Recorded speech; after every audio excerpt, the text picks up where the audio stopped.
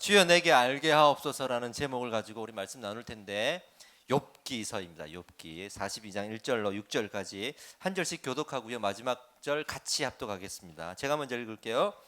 욥이 여호와께 대답하여 이르되,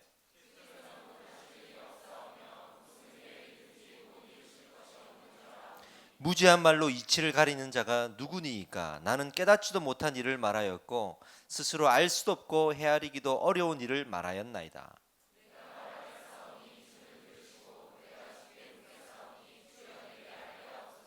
내가 주께 대하여 귀로 듣기만 하였사오나 이제는 눈으로 주를 배움나이다.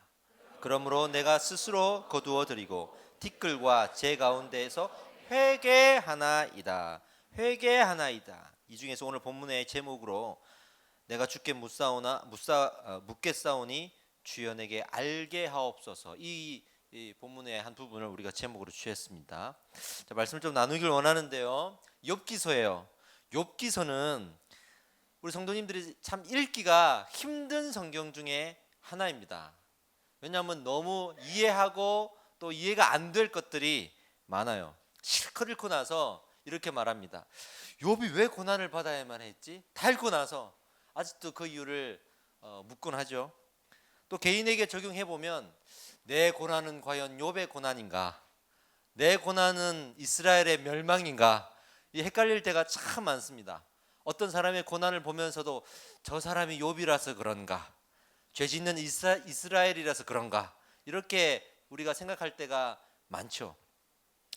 욥기는요, 또 반면에는 이 목회자로 설교하기에도 상당히 힘듭니다. 왜냐하면 설명할 게 많아요. 이해시키고 설명해 놓고 뭔가를 얘기해야 될 게 너무나 많아요. 설교 시간에 다 이것을 감당하기가 어려워요. 그래서 욥기 설교가 잘 나오지 않는 이유 중에 하나입니다. 그럼에도 불구하고 하나님께서 이 부족한 종에게 이 욥기를 설교하도록 묵상하도록 하셨습니다. 보통은요, 욥기를 묵상하게 되면 우리가 뭐에 집중하냐 그러면, 욥이 고난을 받았는데 이 고난의 이유가 무엇이고 또 그 결과가 무엇인가, 여기에 집중해서 우리가 묵상을 하게 되거든요. 그런데 오늘 하고 싶은 이야기는 그게 아니라, 사실은 이 욥기는 좀 더 깊이 들어가 보면 욥의 고난의 이유와 결과에 집중하는 게 아니라 그 욥을 통해 설명되어지고 있는 하나님이 누구신가에 대해서 집중하고 있는 것을 우리가 알 수 있어요. 이 부분에 대해서 오늘 나누고자 합니다. 하나님에 대해서 지금 이 욥이 끊임없이 설명하고 있는데, 이 하나님은 누구신가가 욥기를 통해서 아주 절묘하게 이야기되고 있는 거예요. 먼저는 일반적인 이야기를 좀 먼저 해보겠습니다. 욥기에 이 구약에서의 순서가 어디 있는지 여러분 아실 거예요. 지금 성경책을 펴 놓으셨으니까 어디와 어디 사이에 있죠? 에스더와 시편 사이에 있어요. 그러다 보니까 일반적으로 이 성경이 언제 쓰여졌는가, 어느 시대의 이야기인가를 생각할 때 성경의 순서대로 대부분 우리가 생각을 하거든요. 그러니까 이 욥기가 에스더 다음에 있으니까, 에스더는 이스라엘이 다 멸망하고 다 포로로 잡혀가서 살고 있을 때, 디아스포라의 삶, 포로의 삶을 살고 있을 때, 그때에 쓰여진 게 에스더잖아요. 에스더 왕후가, 그죠? 아수에로의 왕후였으니까요. 포로기 시절이잖아요. 그 이후에 쓰여진 이야기일 거라고 우리가 흔히 생각을 하죠. 그 다음 이야기에 성경책에 배치가 되어 있으니까. 근데 잘 보면 전혀 이거하고는 상관이 없어요. 왜냐하면 욥기는 욥시 잠전하 이래서 욥기, 시편, 잠언, 전도서, 아가서를 딱 묶어서 시가서라 그래서 문학서만 따로 빼서 집어넣은 거예요. 그러니까 시기하고는 상관없이 거기에 집어넣은 거예요. 문학적 형태로 되어 있는 성경이다 이래가지고. 그러니까 이 시기가 언제인지는 성경의 순서하고는 사실은 상관이 없어요. 그리고 이제 물어봐요. 그럼 언제 쓰여졌냐? 대부분 이제 학자들의 의견은 좀 나뉘어지고 이 부분은 결정할 수 없지만, 늦게는 멸망하고 나서 포로 시절에 쓰여졌을 가능성도 있다라고도 보지만, 또 많은 학자들은 저 앞쪽으로 가서 욥기에 보면 족장 시대의 이야기가 나와요. 이런저런 근거로 해서 이게 어디까지 앞으로 갈 수 있냐면요, 아브라함 시대까지 갑니다. 아브라함 시대에 아마 쓰여졌을 수도 있다고까지 이야기할 정도로, 생각보다 중요한 거는 우리가 생각하는 것보다 앞 시대에 쓰여졌을 가능성이 상당히 많은 그런 책이에요. 그러고 보면 참 재밌어요. 그 시대로 돌려보면 재미있는 생각들이 많이 나요. 노아의 홍수의 이야기는 기록되어 있는데, 그리고 이 출애굽기 시대의 이야기는 전혀 기록되어 있지 않고, 그러고 보면 아브라함 시대가 맞는 것 같고, 이런 이야기 생각해 보면 또 재미있는 일들이 많이 있을 수 있습니다. 개인적으로는 이 아브라함 시대가 아닌가라는 생각을 저는 더 많이 하고 이 욥기를 묵상을 하거든요. 어찌됐든 창세기라고 한번 우리가 생각을 좀 해보고 전제를 하고 묵상을 해보자고요. 이 창세기를 읽어보면, 더 나아가서 구약을 읽어보면 끊임없이 우리를 괴롭히는 딜레마가 하나 있어요. 이거는 묵상하고 싶지 않은 딜레마가 하나 있어요.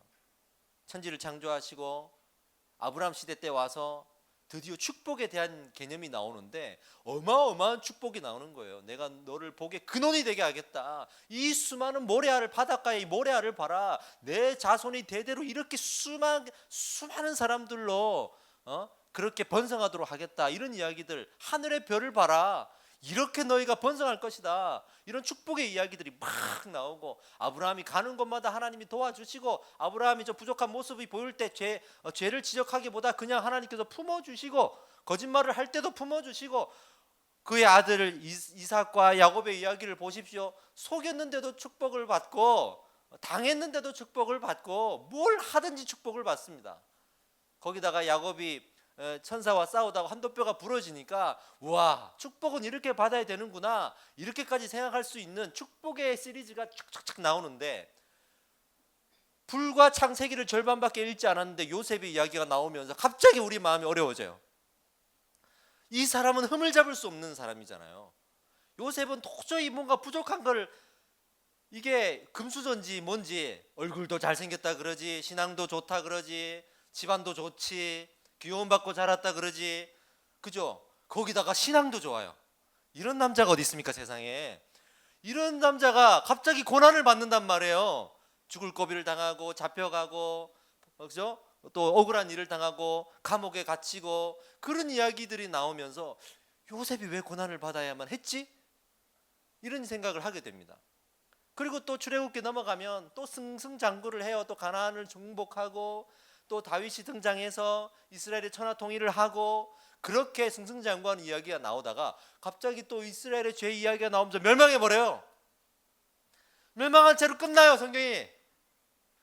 그렇게 되면 우리가 되게 헷갈리죠. 묵상하고 싶은 건 축복의 이야기인데, 우리 축복의 이야기 참 좋아하잖아요. 근데 그 축복의 이야기만 막 묵상하고 싶고, 그러다 보니까 아브라함, 이삭, 야곱의 이야기를 너무 충격적이고 너무 우리 가슴에 강하게 남아있는데, 여전히 꺼림직하게 이 이야기들, 요셉과 이스라엘의 멸망에 대한 이야기들이 있단 말이에요. 근데 이스라엘 멸망은요, 또 해결될 수 있는 게 선지서를 통해서 계속 이스라엘이 죄 때문이다, 죄 때문이다, 죄 때문이다, 이게 드러나니까, 아, 죄 때문이구나, 이해할 수 있어요. 이해할 수 있어요. 근데 요셉의 이야기는 해결이 안 되는 거예요. 얘는 죄가 없단 말이에요. 아무리 성경을 눈 씻고 찾아봐도 뭔가 발견할 수 있는 거리가 없어요. 세상에 이런 완벽한 사람이 없단 말이에요. 야, 얘는 왜 이렇게 고난을 받았을까? 이 꺼림칙한 마음 하나가 마음구석에 성경을 읽을 때마다 있는 거야, 이제. 그러면서 이제 애써 표현을 하죠. 아, 믿음이 좋아도 고난을 받을 수 있다. 이렇게 우리가 보통 묵상을 하고 넘어갑니다. 근데 그래서 욥기가 쓰여진 거예요, 여러분. 욥기가 해주는 역할이 이런 거예요. 이 요셉을 제가 예로 들었는데, 이 요셉의 이야기처럼 우리 신앙에 뭔가 풀리지 않는 뭐 하나가 탁 남겨져 있을 때, 그거를 이렇게 나머지 이 페인트를 발라줘서 깔끔하게 마무리하는 역할을 이 욥기가 한다는 말이에요. 그래서 욥기가 너무 중요하고 너무나도 또 알고 보면 재미있는 이야기입니다. 욥기의 주제가 이거죠. 그래서 이겁니다. 믿는 자에게, 믿는 자라도 고난이 있을 수 있는데 왜 그런가? 할렐루야. 그럴 수 있죠. 믿는 자라도 고난을 받을 수 있다라는 이 전제를 깔아주니까 위로가 돼요. 내 삶의 고난은, 나는 뭔가 잘못한 것 같고, 내 삶의 고난 내가 부족한 것 같고, 나만 그런 것 같고, 나는 믿는데도 불구하고 왜 고난을 받지? 이런 고민을 하고 있는 우리에게 큰 위로를 줘요. 믿는 자라도 고난을 당할 수 있다. 근데 그 고난은 왜 우리에게 찾아오는가? 이게 이제 전체적인 일반적인 주제예요. 욥기를 한번 들어가 봅시다. 어떤 책이든 처음이랑 마지막 읽어보면 전체적인 대략을 알 수 있어요. 그죠? 욥기도 1장하고 마지막 장 읽어보면 대략은 알 수 있어요. 1장에 보면 고난이 왜 욥에게 주어졌는지가 나와요. 그래서 하나님과 사탄의 대화 내용이 나와요. 너무 믿음이 좋으니까 하나님이 시험해보고자 하고, 사단이 옳거니 내가 한번 시험해보겠다 그러고, 그런 와중에서 그냥 아무 죄 없는 욥이 고난을 당하게 되는 아주 그런 신선한 이야기가 나옵니다. 여러분도 그런 대상 한번 되어보시겠습니까? 믿음이 좋은 건 부러운데 그렇게 당하고 싶진 않죠. 욥기 재밌어요. 그리고 마지막 장에 가보면 결론이 나타나는데, 중간에 보면 욥의 친구들이 나타나는데 다 일반적인 이야기해요. 이스라엘이 멸망당한 건 이스라엘 죄 때문이듯이 네가 고난당한 건 네 죄 때문이야. 일반적인 이야기를 해요. 있을 수 있는 이야기, 이 구약의 전체 맥락을 보면 다 죄 때문이거든요. 할 수 있는 이야기를 한 거예요. 근데 마지막 장에 딱 가가지고는요, 하나님이 판단하십니다. 땅 하시는데 어떻게 판단하시냐면, 욥이 옳았어, 니네 틀렸어, 이렇게 얘기하면서 뭔가 기존에 있는 우리의 인식들을 뒤집어 놓습니다. 욥이 맞고 니네 틀린 거야. 아니에요. 분명히 욥이 우리가 모르는 죄의 이면이 있었을 거예요. 혼자 있을 때 하나님 보셨어요? 이렇게 공식적으로는 성경에 막 좋은 이야기만 나와 있지만 욥도 사람인데요, 이러면서 계속 우리는 욥의 죄로 치고 들어가듯이 성경을 볼 수 있거든요. 욥의 친구들이 우리를 도와줘요. 그래, 이건 너의 죄 때문이야, 죄 때문이야. 근데 마지막에 하나님께서 결론 내리시기를, 아니야, 욥이 옳고 네 틀렸어, 이렇게 땅 판단을 해요. 그런데 여기서요, 조금만 더 우리가 깊이 들어가서 보면 다른 게 보입니다. 욥기의 진정한 주제가 보입니다. 욥기의 진정한 주제는 믿는 자의 고난은 어디서 왔는가, 믿는 자가 왜 고난을 받는가, 이것보다도 더 중요한 주제가 있어요. 바로 따라합시다. 하나님은 누구신가? 하나님은 누구신가? 이게 진정한 주제라는 것을 알 수가 있어요. 그래서 하나님이요, 욥의 입술을 통해서 끊임없이 사람들의 이야기 속에 답변을 하게 하시고요, 하나님이 누구신가를 설명하게 하십니다. 그래서 욥의 이야기를 보면 하나님의 속성과 하나님의 능력과 하나님의 존재에 대한 설명들이 계속 그냥 대화식으로 나오는 거예요. 좌담식으로 나오는 거예요. 그걸 보면 하나님이 누구신가를 우리가 다 알 수가 있게 되어 있습니다. 누구를 통해서요? 죄 많은 사람을 통해서가 아니라 제일 설명을 잘 해낼 수 있는 사람, 하나님을 설명해서 제일 신뢰를 할 수 있는 사람, 저 사람이 얘기하면 내가 그래도 믿을 수 있어 라고 말할 수 있는 사람. 그래서 욥을 이렇게 설명하고 있습니다. 순전하고 정직하고 하나님을 경외하며 악에서 떠난 자다, 이렇게 1장에 딱 나와요. 그 사람을 통해서 하나님이 누구신가를 설명하고 싶으셨던 거예요. 그래서 이 시험 가운데서 하나님이 누구신가를 계속 설명하게 하십니다. 에스겔서에 보면 당대의 가장 사람들에 비교해서, 그 당시의 사람들에 비교해서 가장 의로운 사람 3명이 등장하는데, 이 언급된 3명이 누구냐 하면 바로 이 노아, 그리고 다니엘, 그리고 욥이 나옵니다. 이 의로운 사람을 하나님 들어 쓰셔서 하나님을 이야기하게 하신 겁니다. 근데 또 재밌는 게 나와요. 그래놓고 욥의 결론에 가서 욥이 의로운 게 맞고 욥의 말이 다 맞아요, 친구들이 말이 틀렸어요, 이렇게 끝나면 또 이제 또 뭔가 이해가 되는데, 또 이렇게 끝나지도 않아요. 욥이 회개를 합니다. 욥이 마지막에 회개를 해요. 오늘 이 본문의 1장 1절부터 6절까지가 그 욥의 회개의 이야기를 제가 본문으로 삼은 것입니다. 욥이 회개를 합니다. 왜 회개를 하는지 아십니까? 본인이 하나님을 설명했잖아요. 끊임없이 설명했고 옳다고 여김을 받았잖아요.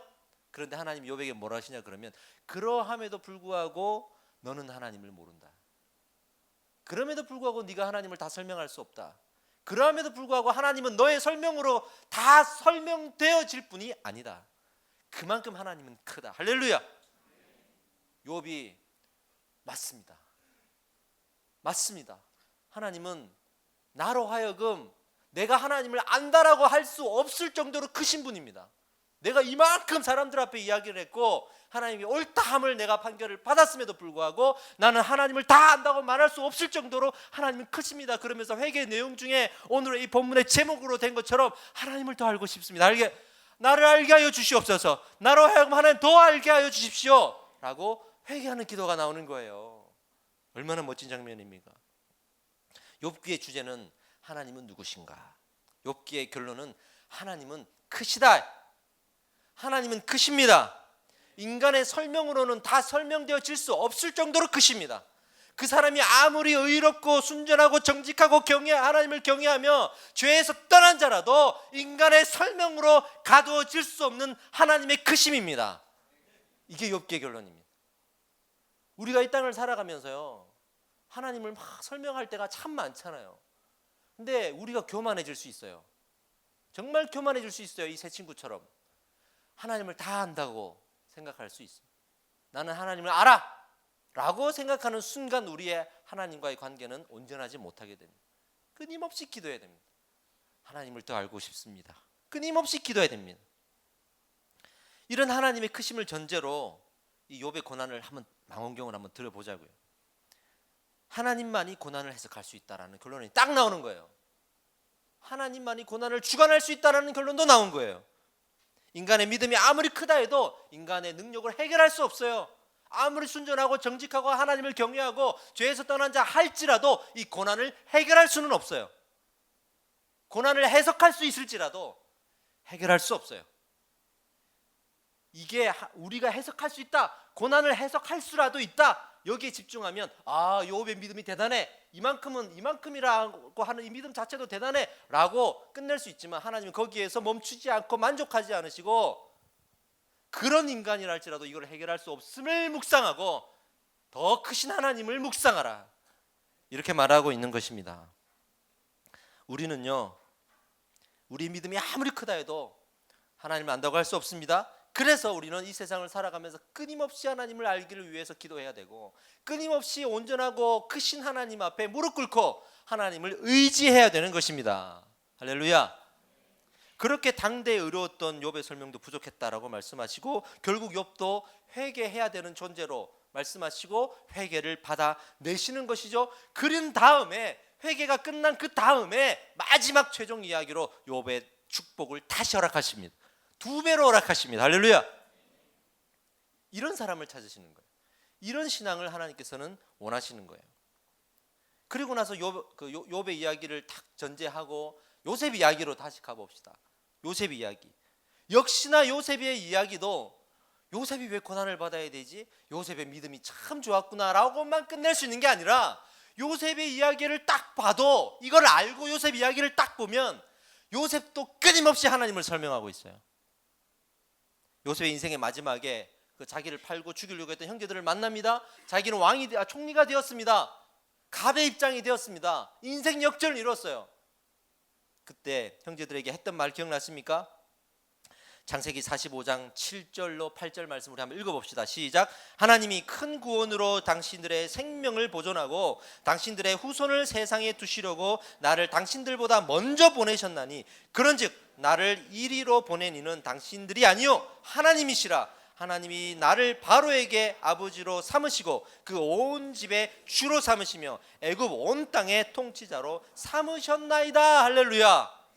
요셉은 끝까지 내가 여기까지 온 것은 나의 믿음 때문이고, 내가 어떻게 고생해서 내가 어떻게 이겨내가지고 여기에 왔는지, 하나님은 나를 통해 어떤 역사를 이루시고 나를 통해서 말이지 이 큰 위협을 달성하기 위해서, 이런 이야기를 하지 않고 하나님이 얼마나 크신 계획을 갖고 있는 건가를 이야기를 하고 있어요, 요셉이. 할렐루야죠. 고난을 당하는 자의 고민은 내가 왜 고난을 받고 있는가가 아니었더라고요. 고난을 받고 있으면서도 하나님의 크심을 묵상하고 있는 이 요셉과 이 욥의 이야기를 통해서 지금 우리 고난 속에 우리는 어떻게 해야 되는 건가, 우리는 어떤 고민을 하고 살아야 되는 건가를 우리가 알 수가 있는 것입니다. 사랑하는 우리 성도 여러분, 고난 중에 계십니까? 고난을 당하고 있습니까? 고난의 이유를 찾기보다 크신 하나님을 찾으십시오. 이것이 오늘 성경의 권면입니다. 크신 하나님을 찾으십시오. 우리는 이유를 찾는다 할지라도 고난을 해결할 수 없어요. 그냥 하나님을 찾으시면 됩니다. 그러고 보면 죄 때문에 멸망했던 이스라엘 백성에게 우리 선지자들이, 이사야, 예레미야, 이런 믿음의 선배들이 끊임없이 주장했던 것도 회개하라였는데, 그 중심에 들어가 보면 크신 하나님을 인정하랍니다. 왜 우리가 이렇게 멸망을 당했습니까? 왜 우리가 저 원수 같은 나라의 멸망을 당해서 하나님이 택하신 이 백성임에도 불구하고 제사장 나라가 되라고 했음에도 불구하고 우리가 이 고통을 당하고 있습니까?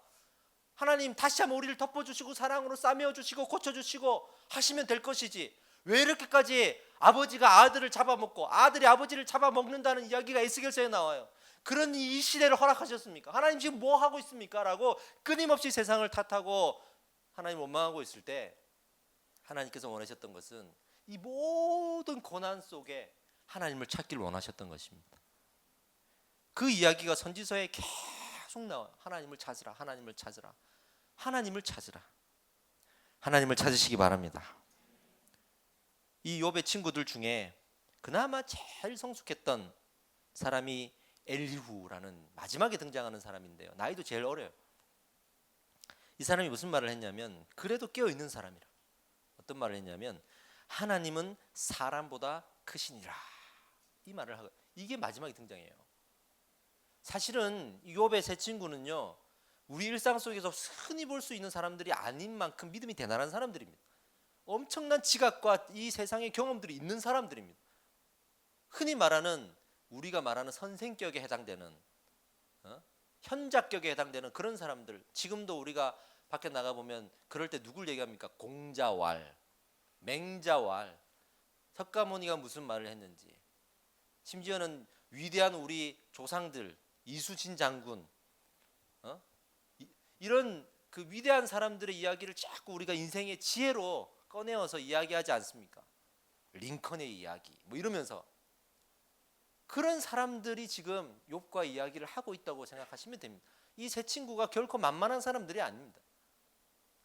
그러함에도 불구하고 하나님이 이 세 친구보다 더 온전하고 이 세 친구보다 더 하나님을 잘 설명할 수 있는 사람을 세우신 거예요. 근데 그 사람도 다 설명할 수 없는 하나님을 또 보여주시는 겁니다. 할렐루야. 이게 얼마나 위대한 이야기입니까? 하나님의 생각과 뜻은요, 우리가 생각하고 우리가 체감하고 우리가 추측해낼 수 있는 것 이상으로 너무나도 크신, 이 시대에 그리스도인들이 한 가지 놓치고 있다면, 성경을 읽고 신앙생활을 하고 나름 승리하고 살아가면서도 읽고 있다고 하면 그건 바로 이런 크신 하나님을 묵상하고 있지 못하기 때문입니다. 자기가 경험한 하나님, 내가 이해한 하나님, 내가 알고 있는 하나님, 내가 들어왔던 하나님, 그 하나님 속에 진짜 하나님을 가둬놓고 있는 거예요. 본인은 하나님은 크다라고 얘기하고 하나님은 위대하시다고 얘기하고 때로는 그 하나님을 위해 살라고 헌신까지 하고 전도도 하고 있지만 내 생각과 지각을 벗어날 정도의 그 크신 하나님을 묵상하고 있지 못한 현실, 이 마음은 우리가 꼭 회복해야 될 믿음인 줄 믿습니다. 아멘. 어떤 사람이 있었어요. 큰 병에 걸렸습니다. 그리고 이 병을 하나님께서 기도함으로 낫게 하셨습니다. 낫게 하셨습니다. 성경에 보면 그런 이야기 참 많죠.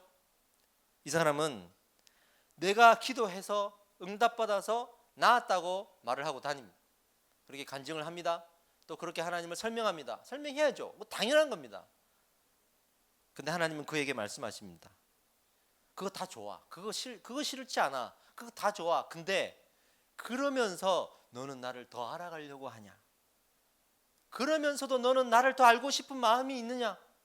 너를 치료해 주신 하나님보다 더 큰 하나님을 만나고 싶지 않냐? 네가 그렇게 하나님을 설명하고 하나님을 간증하고 하나님을 전도하고 복음을 증거하고 있는 그 열정이 대단한 건 내가 알겠는데 그것보다 더 큰 하나님을 또 만나고 싶지 않느냐? 날마다 끊임없이 하나님을 그렇게 크신 하나님으로 만나고 싶지 않느냐? 라고 물으시는 것입니다. 여기에 우리가 오늘 이 욥의 회개의 내용처럼 내가 주를 더 알길 원합니다 라고 기도하고 무릎을 꿇을 수 있어야 될 줄 믿습니다. 제가 엊그제 아주 한 15년 만에 고등학교, 그냥 아주 어릴 적 유치원 때부터 알고 지낸 동네 친구를 만났어요. 출장이 있어가지고 서울에 왔다가 저를 만났습니다. 이 친구가 이제 그 삼성중공업에서 이제 과장으로 있는데 울산에서 배를 만들잖아요. 우리나라 조선업계 크잖아요. 그 배를 만드는 그 일을 이제 하고 있는 친구예요. 근데 이 배 이야기를 듣는데 너무 재밌는 거예요. 우리나라에서요, 세계에서 제일 큰 배를 만들었다고 합니다. 이 회사에서. 그게 뭐라 그러죠? 하여튼 뭐래요? 하여튼 뭘 싣고 가스 뭘 싣고 다니는 하여튼 그런 게 있대요. 하여튼 그건 모르겠고 하여튼 엄청 큰 배인데 폭이 80m 그리고 길이가 500m입니다. 높이가 아파트 30층 규모예요. 이게 지금 우리나라에 지금 만들어져 있는 겁니다. 이 정도면 미국 엠파이어 빌딩보다 더 길이가 긴 거거든요. 축구장에 30배라는 그래요. 그 엄청난 배를 이제 만드는 과정을 이야기를 하는데 깜짝 놀랐어요. 야, 그러면 이 배를 설계하는 사람들이 있을 텐데, 야, 이 한 사람이 어떻게 이걸 다 설계하냐? 아니라는 거예요. 설계사만 3천여 명이 투입이 됐다. 그 내부가 얼마나 크냐면요. 공사하러 들어가잖아요. 공사하러 하루에 들어가는 사람이 약 4,500명이에요. 그 뱃속에 들어가서 공사하는 사람이. 그 사람들을 버스로 또 실어 날라야 될 거 아니에요. 왔다 갔다 기숙사든 하여튼 저 입구에서 그 버스만 하루에 498대. 엄청나죠? 조선업계가 한번 죽으면 몇만 명이 그냥 일자리를 잃는 거예요.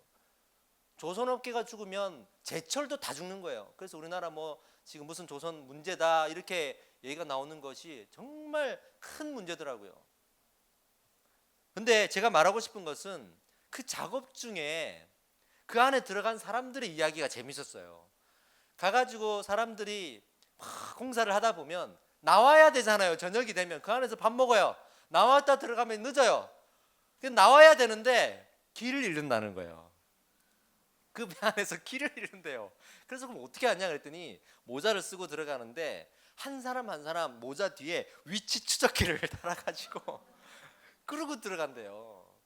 야, 이 배가 어마어마하구나. 그래서 큰 배 하나에 몇 조 단위의 돈이 왔다 갔다 하는 거였구나. 왜 배하고 이 조선업계 위험하다 그러고 이게 중요하다 그러고 우리나라의 기강이다 그러고 그러는지 그 규모를 조금이나마 짐작할 수가 있었어요. 근데 그렇게 다 이야기하고 나서 제가 오늘 설교를 준비를 하는 거라 이게 너무나 매칭이 돼서 내가 물어볼 게 있다.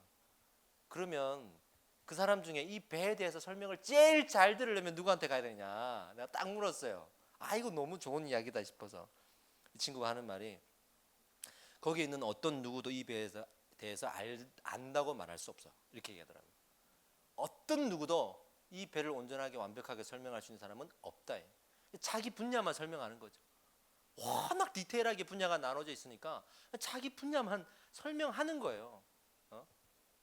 그래 놓고도 배를 또 테스트하기 위해서 이제 배를 띄우면 보통 일주일 정도 테스트를 하고 오는데 거기에 이제 이 친구가 타서 테스트를 하고 다녀야 되는 거예요. 테스트를 하면 잘 이렇게 만들어진 게 느껴지냐 했더니 아니래요. 잘 안 만들어진 것만 느껴진대요. 끊임없이 문제가 생기고 끊임없이 해결해야 되는 상황들. 그래서 원래 다 만들기로 한 날짜보다 원래부터 계속 딜레이 된대요. 그게 다 적자래요. 그게 잘 만들어야 되는데 그게 쉽지 않다는 거예요. 문제가 이만큼 드러난다는 거예요. 이거 하나님을 생각했어요. 정말 하나님에 대해서 우리가 이렇게 배 하나도 이 큰 규모에 대해서 사람들이 설명할 수 없다는 것을 저렇게 단순하게 인정할 수 있는데 우리가 어떻게 하나님을 안다고 그렇게 교만하게 말할 수 있을까? 그래서 욥기에 보면 하나님을 안다고 했더니 제 친구에 대해서 하나님이 교만하다라고 말할 수가 있었던 거구나. 교만하다고 말할 수가 있었던 거구나. 우리는 이 하나님에 대해서 정말 교만하게 알고 있는 거예요. 내 경험이 다인 줄 알고 내 생각이 다인 줄 알고 그리고 하나님이 맞다, 틀렸다, 계시다, 안 계신다, 선하다, 악하다 끊임없이 하나님을 판단하고 있는 거예요. 오늘 이 본문 말씀 4절에 다시 한번 우리 4절 읽어보겠습니다. 읽어봅시다. 시작. 내가 말하겠사오니 주는 들으시고 내가 주께 묻겠사오니 주여 내게 알게 하옵소서. 내가 주께 대하여 귀로 듣기만 하였사오나 이제는 눈으로 주를 배움나이다. 할렐루야. 이게 지금 마지막에 욥이 하나님께 회개했던 장면이거든요. 내가 주께 귀로 듣기만 하였사오나 이제는 보기를 원한다고, 하나님을 더 알기를 원한다고. 뭐가 부족해서요? 이 당대에 의로웠던 사람이 그렇게 순전하고 정직하고 하나님을 경외하고 죄악에서 멀리 떨어져 있던 정말 부족한 게 없는 사람이 누구라도 이 사람만 오면 당신이 말하는 건 다 하나님인 줄 알고 믿겠습니다라고 칭송받을 수밖에 없는 이런 사람 중에 가장 큰 사람이 기도하는 거예요. 나는 지금까지 귀로만 하나님을 들었다. 내 눈으로 보기를 원합니다. 할렐루야. 이 욥의 깨달음을 보십시오. 이게 중요한 겁니다.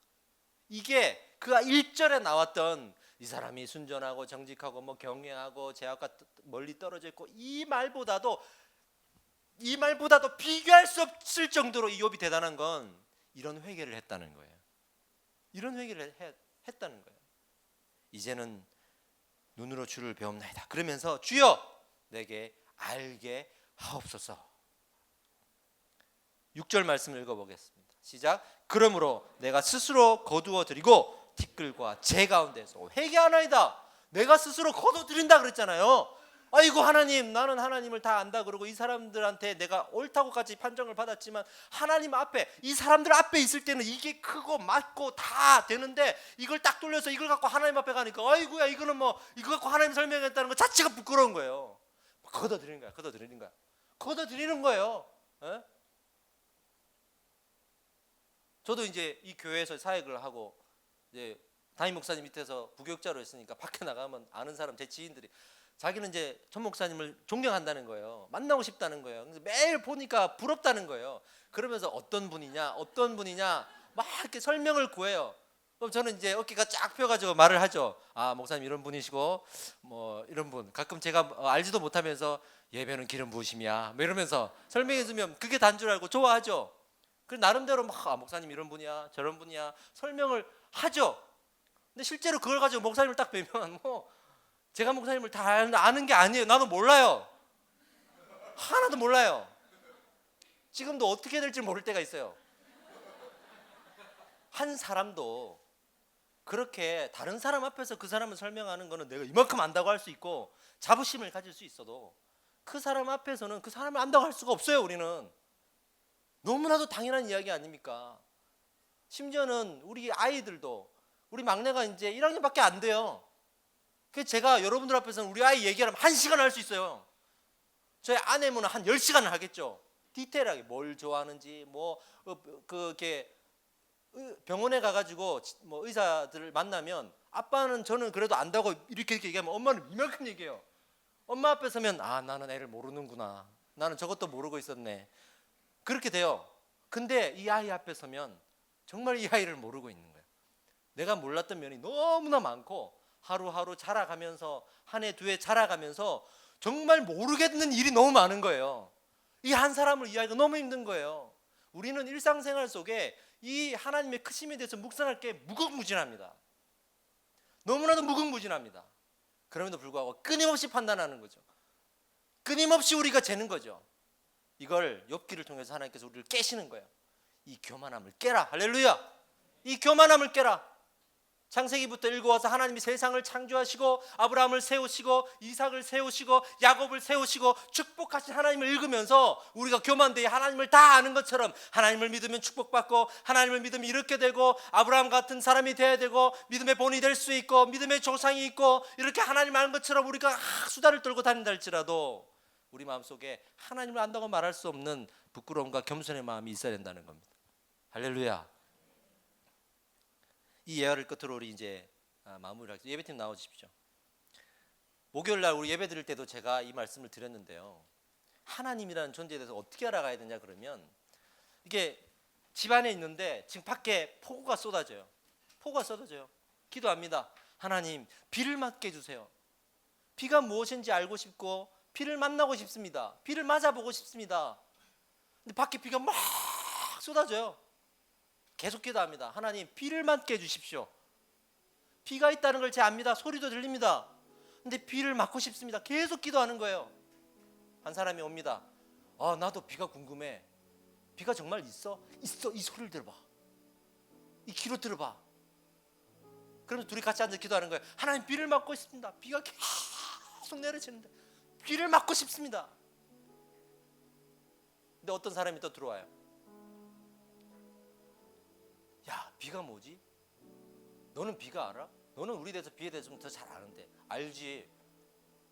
창문을 딱 열더니 밖에 비가 막 와요. 이게 비야.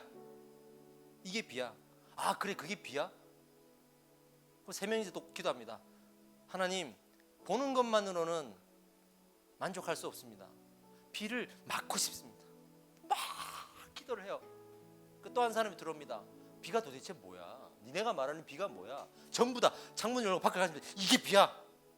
그게 비야. 비가 있긴 있네. 4명이서 또 기도합니다. 비를 막고 싶습니다. 비를 막고 싶습니다. 그러다가 밖에서 한 사람이 문을 톡톡톡 두드리면서 찾아옵니다. 문을 열었더니 비에 흠뻑 젖어가지고요 있는 거예요. 얘기합니다. 우리는 비를 맞고 싶어. 그래? 비를 맞고 싶어? 그럼 뭐라 그러겠어요, 이 사람이? 비는 어떤 성분으로 돼 있고, 비는 눈으로 볼 때는 이러며, 비가 어떤 역할을 하며, 이런 거 설명하겠습니까? 아니요. 그거는 비를 맞아보지 못한 사람인 거예요. 비를 맞아본 사람은 그런 이야기는 2번째, 3번째, 4번째 이야기고, 뭐라 그러겠습니까? 와봐. 이런 거죠. 나와봐. 나랑 같이 비를 맞아보자. 이러겠죠. 이럴 거예요. 그럼 예수님의 제자들 와봐 할 수 있었던 거예요. 메시아를 보았다 할 수 있었던 거예요. 이게 우리 신앙의 처음입니다. 이게 처음이에요. 그렇게 비를 맞고 나서 뭔가 이 비가 뭐길래 내가 이렇게 졌지? 이 비가 도대체 어떤 거지? 왜 비가 내리지? 이런 이야기를 할 수 있는 건데, 비를 맞지도 않고 우리는 비만 이야기하고 있는 거예요. 그리고 바깥으로 나가서 비를 맞으려고 하지도 않는 거예요. 끊임없이 하나님을 추구하십시오. 끊임없이 하나님을 알기 위해서 기도하십시오. 그리고 하나님을 알 수 있는 곳이라면 달려가십시오. 믿음의 결단을 하십시오. 유명한 문구를 제가 봤습니다. 넘어지는 것은 너의 잘못이 아니지만 일어나지 않는 것은 너의 잘못이야. 여러분들이 하나님을 못 만났을 수 있어요. 비를 못 맞을 수도 있어요. 그러나 비를 맞으려고 내가 일어나고 결단하는 건 우리의 몫입니다. 그건 우리의 몫입니다. 하나님은 여전히 폭우를 쏟아주고 계세요. 집이 떠내려가고 하고 있어도 우리는 바깥을 나가볼 생각을 안 해요. 오늘의 말씀 속에 우리가 얻을 수 있는 결론, 그 하나님의 크심에 대한 갈망과 주감이 있다면 우리가 비를 맞으러 가야 되는 겁니다. 할렐루야. 이 믿음의 결단으로 우리 이 말씀을 옮겨가 봅시다.